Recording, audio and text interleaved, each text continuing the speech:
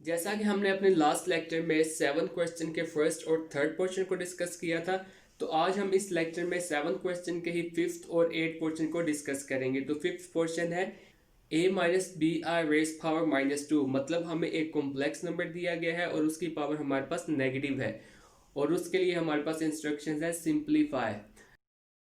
तो सबसे पहला हमारा जो स्टेप होगा वो ये होगा कि इस नेगेटिव पावर को हमने पॉजिटिव में कन्वर्ट करना है। तो उसके लिए हम एक रूल यूज करेंगे and that rule is x raise power -n would be equal to 1 divided by x raise power n। मतलब अगर किसी बेस की पावर हमारे पास नेगेटिव है न्यूमरेटर में, तो उसी बेस की पावर पॉजिटिव हो जाएगी डिनोमिनेटर में जाके। तो इस रूल को यूज करते हुए हम कह सकते हैं a minus B R raise power -2 would be equal to 1 divided by a minus B R raise power 2। Power को हम पॉजिटिव कर देंगे जब डिनोमिनेटर में बेस आ जाएगी। ओके, अब देखें हमारे पास न्यूमरेटर में 1 है और हमें पता है कि 1 को हम अगर 2 दफ़ा मल्टीप्लाई करें, 3 दफ़ा मल्टीप्लाई करें या 4 दफ़ा मल्टीप्लाई करें तो हमारे पास आंसर हमेशा 1 आता है। तो हम इस स्क्वायर को जो सिर्फ डिनोमिनेटर में एक कॉम्प्लेक्स नंबर का स्क्वायर है उस पूरी फ्रैक्शन का स्क्वायर बना सकते हैं, क्योंकि न्यूमरेटर में हमारे पास 1 है। So we can say that this expression is equal to this expression. अब हमारे पास एक स्क्वायर है पूरी इस फ्रैक्शन का 1 divided by a minus B I का। अब इससे नेक्स्ट जो स्टेप होगा, आपको नजर आ रहा होगा कि हमारे पास डिनोमिनेटर में एक कॉम्प्लेक्स नंबर है और जब भी हमें कहीं पे भी डिनोमिनेटर में कॉम्प्लेक्स नंबर नजर आता है तो हमारा टास्क यही होता है कि उस कॉम्प्लेक्स नंबर को रियल नंबर में कन्वर्ट कर दें। उसके लिए हम क्या करते हैं, उसके लिए हम ये करते हैं कि डिनोमिनेटर में जो कॉम्प्लेक्स नंबर होता है उसके कॉन्जुगेट की फ्रैक्शन से उस पूरी डिवीजन को मल्टीप्लाई कर देते हैं। यहाँ पे हमारे पास डिनोमिनेटर में कॉम्प्लेक्स नंबर है a माइनस बी आई, तो इसका कॉन्जुगेट होगा a प्लस बी आई। तो हम इस पूरी फ्रैक्शन को जिसका स्क्वायर है इस फ्रैक्शन के स्क्वायर के साथ मल्टीप्लाई कर देंगे। तो नेक्स्ट स्टेप है multiply this division by a plus B I divided by a plus B I whole square. अब यहाँ पर हमारे पास आप देखें कि दो डिफरेंट बेसिस हैं, दो डिफरेंट वेरिएबल्स हैं, लेकिन उनकी पावर सेम है। दोनों की पावर्स हमारे पास 2 है। तो हम यहाँ पर एक रूल यूज करेंगे and that rule is x raise power n into y raise power n is equal to product of x and y raise power n। मतलब अगर हमारे पास कोई दो डिफरेंट बेसिस हैं लाइक x एंड y और वो आपस में मल्टीप्लाई हो रहे हैं, लेकिन उनका जो एक्सपोनेंट है, उनकी जो पावर्स हैं वो सेम है, तो हम उन दोनों बेसिस को मल्टीप्लाई करके उनकी पावर को कॉमन ले सकते हैं। तो हम इस फार्मूला का यूज करते हुए इन दोनों डिफरेंट बेसिस को आपस में मल्टीप्लाई कर देंगे और उनकी पावर्स को कॉमन ले लेंगे। अब अपने इससे जो नेक्स्ट स्टेप हमारे पास होंगे उसमें स्क्वायर को कुछ नहीं करना, उसमें पावर को एज इट इज रहने देना है। अब हम जो पावर्स के अंदर हमारे पास बेसिस हैं हम उन पे ऑपरेशंस को परफॉर्म करेंगे। तो आप न्यूमिनेटर में देखें कॉम्प्लेक्स नंबर 1 से मल्टीप्लाई हो रहा है, 1 से मल्टीप्लाई होकर ये कॉम्प्लेक्स नंबर तो आ जाएगा एज इट इज, लेकिन डिनोमिनेटर में मल्टीप्लिकेशन के लिए हम एक फार्मूला यूज करेंगे and that formula is a minus B into A plus B is equal to A square minus B square. So according to this formula, a minus bi into a plus bi would be equal to a square minus b square I square। अब यहाँ पर हमने just I square की value को put करना है, that is equal to -1। तो जब -1 नेगेटिव बी स्क्वायर से मल्टीप्लाई होगा वो हो जाएगा पॉजिटिव बी स्क्वायर। अब हमारे पास जो न्यू फ्रैक्शन है वो है a plus B I divided by A square plus B square raise power 2। अब आप देखें हमारा यहाँ पर जो टास्क था वो ये था कि इस कॉम्प्लेक्स नंबर को हमने रियल नंबर में कन्वर्ट करना था, हमने यहाँ से इमेजिनरी नंबर को रिमूव करना था और हम ये कर चुके हैं। अब हमारे पास डिनोमिनेटर में कोई भी कॉम्प्लेक्स नंबर नहीं है, बल्कि हमारे पास डिनोमिनेटर में दो रियल नंबर्स का सम है और न्यूमिनेटर में हमारे पास एक कॉम्प्लेक्स नंबर है। अब यहाँ पर हम इस पावर को न्यूमिनेटर के लिए अलग कर देंगे और डिनोमिनेटर के लिए अलग कर देंगे according to this formula. x divided by y raise power n would be equal to x raise power n divided by y raise power n। मतलब अगर हमारे पास किसी भी दो वेरिएबल्स की डिवीजन है और उनकी पावर्स हमारे पास कॉमन है, like we can say the power is n, तो हम उस पावर को उन दोनों वेरिएबल्स के लिए सेपरेट करके उन्हें आपस में डिवाइड कर सकते हैं।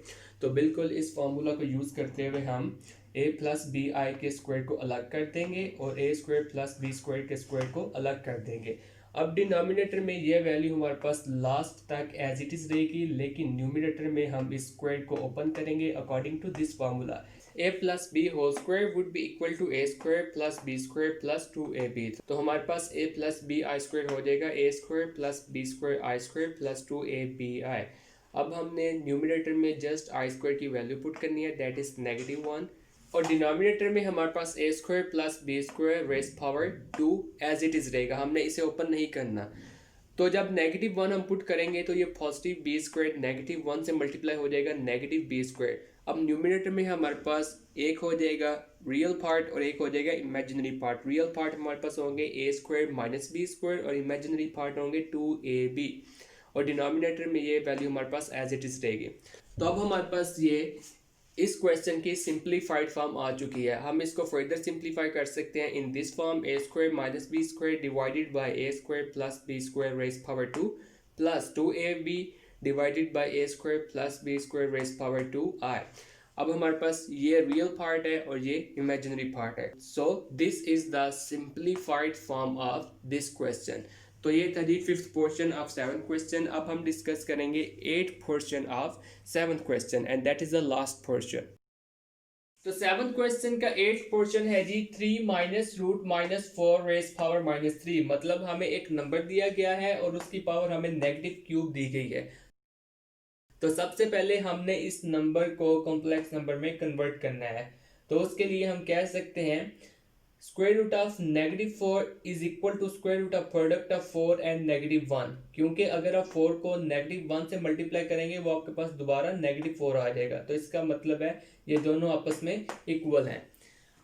अब हम एक रूल यूज करेंगे and that rule is square root of product of a and b is equal to square root of a into square root of b। मतलब अगर हमारे पास किसी भी दो नंबर के प्रोडक्ट का स्क्वायर रूट है तो हम उस स्क्वायर रूट को उन नंबर्स के लिए सेपरेट करके उन्हें आपस में मल्टीप्लाई कर सकते हैं। तो बिल्कुल इसी फार्मूला को यूज करते हुए हम कह सकते हैं square root of product of 4 and -1 is equal to square root of 4 into square root of -1। अब हमारे पास ये दो जो स्क्वायर रूट आपको नजर आ रहे हैं, हमें इन दोनों की वैल्यूज का पता है। हमें पता है square root of -1 is equal to i and square root of 4 is equal to 2। So just put the values of these two square roots. तो अब हमारे पास जो नंबर है वो है 3 माइनस 2i, और हमें पता है कि 3 minus 2i is the complex number. तो यही हमारा सबसे पहला टास्क था कि इस नंबर को कॉम्प्लेक्स नंबर में कन्वर्ट करें, और वो हम कर चुके हैं। अब जो नेक्स्ट टास्क है हमारा वो है कि इस नेगेटिव पावर को पॉजिटिव पावर में कन्वर्ट करें। वो कैसे कर सकते हैं, मैंने आपको पहले भी काफ़ी दफ़ा बताया है कि अगर हमारे पास किसी भी बेस की पावर न्यूमिनेटर में नेगेटिव है तो उस बेस को हम डिनोमिनेटर में ले जाएंगे, तब उसकी पावर पॉजिटिव हो जाएगी। Means x raise power -n is equal to 1 divided by x raise power n। बिल्कुल इसी तरह हमारे पास इस कॉम्प्लेक्स नंबर की पावर नेगेटिव है और ये न्यूमिनेटर में है, तो हम इसे जब कॉम्प्लेक्स नंबर को डिनोमिनेटर में ले जाएंगे तो इसकी पावर पॉजिटिव हो जाएगी। अब आप एक चीज़ समझिए, और वो ये है कि अगर आप 1 का क्यूब लें तो आपके पास क्या आंसर आएगा, वो आएगा 1, क्योंकि 1 का क्यूब हो तब भी आंसर 1 आता है, 1 का स्क्वायर हो तब भी आंसर 1 आता है। 1 की मतलब कोई भी पॉजिटिव पावर हो उसका आंसर हमेशा 1 ही आता है। तो इसका मतलब है हम ऐसा कह सकते हैं कि जो क्यूब सिर्फ इस कॉम्प्लेक्स नंबर पे डिनोमिनेटर में, उसे हम पूरी फ्रैक्शन का क्यूब बना दें। बिल्कुल बना सकते हैं, क्योंकि इससे ये वैल्यू इफेक्ट नहीं होगी और ये दोनों वैल्यूज आपस में इक्वल है। तो अब हमारे पास है G 1 divided by 3 minus 2i whole cube, मतलब इस पूरी फ्रैक्शन का क्यूब है। इससे नेक्स्ट जो हमारा स्टेप है वो है कि इस कॉम्प्लेक्स नंबर को जो डिनोमिनेटर में है उसे रियल नंबर में कन्वर्ट करें। तो उसके लिए हमें ज़रूरत है कि इस कॉम्प्लेक्स नंबर के कॉन्जुगेट की फ्रैक्शन से हम इस पूरी डिवीजन को मल्टीप्लाई कर दें। अब इस कॉम्प्लेक्स नंबर का कॉन्जुगेट क्या होगा, 3 + 2i। लेकिन यहाँ पे अब आपको एक चीज़ नोट करनी चाहिए, वो ये है कि इस पूरी फ्रैक्शन का क्यूब है, तो इसका मतलब है हम इस डिवीजन को जिस फ्रैक्शन से मल्टीप्लाई करेंगे उसका भी क्यूब ही होना चाहिए। तो इसलिए हम इस फ्रैक्शन के क्यूब से इस फ्रैक्शन को मल्टीप्लाई करेंगे। ओके, तो multiply by 3 + 2i divided by 3 + 2i whole cube. अब आप देखें कि जब हम इस फ्रैक्शन को इस फ्रैक्शन से मल्टीप्लाई करेंगे तो हमारे पास वेरिएबल्स तो मुख्तलिफ होंगे लेकिन उनकी पावर सेम होगी। तो हम ये वाला फार्मूला यूज कर सकते हैं, x raise power n into y raise power n is equal to product of X Y raise power n। तो बिल्कुल इस फार्मूला का यूज करते हुए हम कह सकते हैं 1 divided by 3 minus 2i raised power 3 into 3 plus 2i divided by 3 plus 2i raised power 3 would be equal to 1 divided by 3 minus 2i into 3 plus 2i divided by 3 plus 2i raised power 3। अब देखें numerator में तो हमारे पास जो complex number है वो 1 से multiply होकर एज इट इज रह जाएगा, लेकिन डिनोमिनेटर के कॉम्प्लेक्स नंबर्स के लिए हम एक फार्मूला यूज करेंगे and that formula is a minus B into a plus B would be equal to a square minus b square. So according to this formula 3 minus 2i into 3 plus 2i would be equal to 3 square minus 2i square। और ये cube अभी आपने as it is रहने देना है, इसे हम last पे जाकर सॉल्व करेंगे। अब डिनोमिनेटर में हमारे पास जो आएगा 3 का स्क्वायर हो जाएगा वो 9 के इक्वल और 2i का स्क्वायर हो जाएगा 4i स्क्वायर के इक्वल। i स्क्वायर की हमें वैल्यू पता है that is equal to -1, so just put the value of i square -1।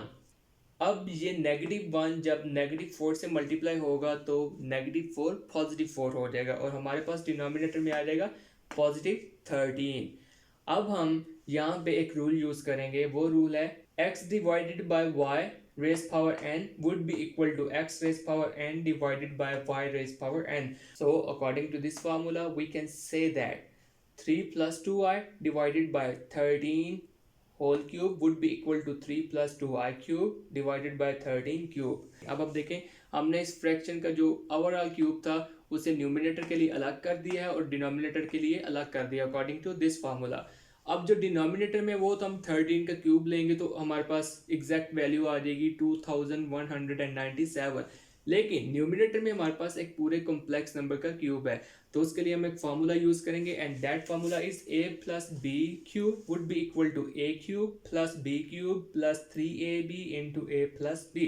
तो a हमारे पास 3 है और b हमारे पास 2i है, तो according to this formula 3 plus 2i cube would be equal to 3 cube plus 2i cube plus 3 into 3 into 2i into 3 plus 2i और denominator में मैंने आपको बताया हमारे पास 13 का क्यूब आ जाएगा दैट इज 2197। ओके, अब आप न्यूमिनेटर में 3 का क्यूब लेंगे वो 27 के इक्वल है, 2i का क्यूब लेंगे वो होगा 8i क्यूब, तो वो हम यहाँ पे लिख देंगे और जब आप 3 को 3 एंड 2i से मल्टीप्लाई करेंगे तो आपके पास आ जाएगा 18i। 3 into 3 is equal to 9, 9 into 2 is equal to 18 and i, so 18i। अब हमारे पास ये complex number as it is आ जाएगा नेक्स्ट स्टेप में। अब देखें हमारे पास है i क्यूब, तो नेक्स्ट स्टेप में हमने i क्यूब की वैल्यू को पुट करना है और साथ ही हमने 18i को इस पूरे कॉम्प्लेक्स नंबर से मल्टीप्लाई भी करना है। तो what is the value of i cube, let's C.